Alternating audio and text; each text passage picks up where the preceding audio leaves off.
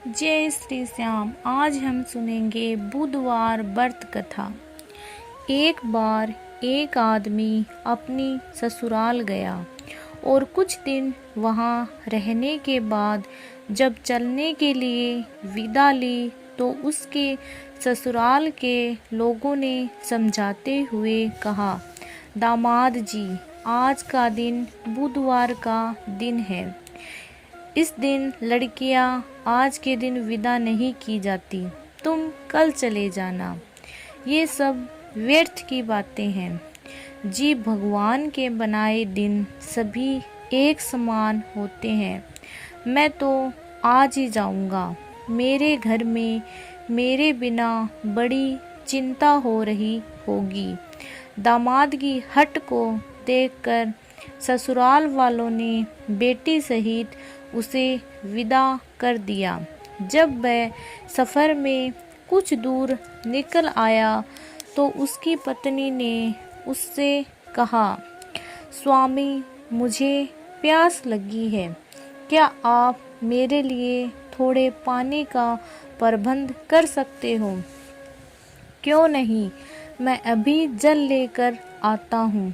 इतना कहकर वह मनुष्य लोटा लेकर पानी लाने के लिए रथ से उतरकर एक ओर चला गया और जब एक कुएं से पानी लेकर वापस लौटा तो क्या देखता है कि उसकी पत्नी के पास उसकी सकल सूरत का एक अन्य आदमी उसी के रंग के कपड़े पहने रथ पर बैठा था।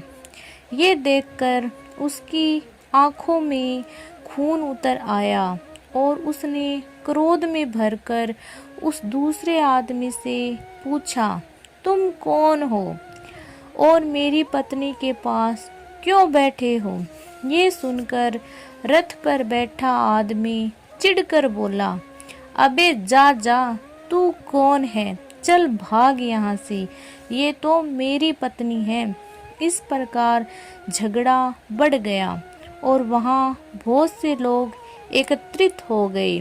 जब लोगों ने उस स्त्री से पूछा तो वह भी कोई सही उत्तर न दे सकी, क्योंकि वह दोनों को एक जैसी सकल सूरत व एक जैसे वस्त्र देखकर अपने असली पति को पहचान नहीं पा रही थी।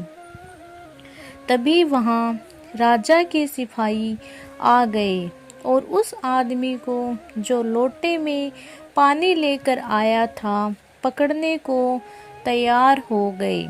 इस पर वह आदमी बड़ा घबराया और भगवान से प्रार्थना करने लगा, प्रभु, ये क्या अन्याय हो रहा है? जो सच्चा है वह झूठा और जो झूठा है वह सच्चा प्रमाणित हो रहा है। उसी क्षण आकाशवाणी हुई, ये सब कुछ बुध देव की माया से हो रहा है।